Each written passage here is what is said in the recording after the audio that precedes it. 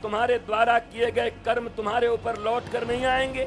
उसके बाद भी लगातार कथाएं सुन रहे हो, धार्मिक कहला रहे हो, पर तुम्हारे जीवन चरित्र में कोई परिवर्तन नहीं आ रहा। कहने को कुछ और करने को कुछ और। व्यासपीठ पर बैठ करके मैं ईमानदारी की बात करूं और नीचे उतरकर अंडर टेबल तुमसे पैसे मांग लूं, तो दुनिया जाने न जाने तुम्हारे निगाह में मेरी चरित्र क्या रहेगी। तुम क्या सोचोगे कि बोलता तो है मुझे पैसे नहीं चाहिए, पर नीचे उतर के बता गया कि गौशाला के लिए भेज देना। क्या सोचोगे? क्या अंडर टेबल घूस देने तुम्हें नहीं आता? इतने मूर्ख हो तुम।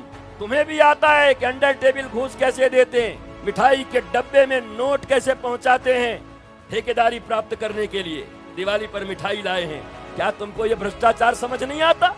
तो अब तो कथा प्रूफ हो चुके हो तुम, अनुष्ठान प्रूफ हो चुके हो तुम। धर्म बस दिखावटी दांत है हाथी की तरह तुम्हारे लिए, दिखाने के दांत कुछ और खाने के कुछ और। जवाब नहीं है आपके पास, चेहरे पर हवाइयां उड़ रही हैं आपकी। नंगा महसूस कर रहे होंगे आप अपने आप कि यही कर्म तो मैं करता हूँ। न जाने कौन कौन से कर्म मैंने किए।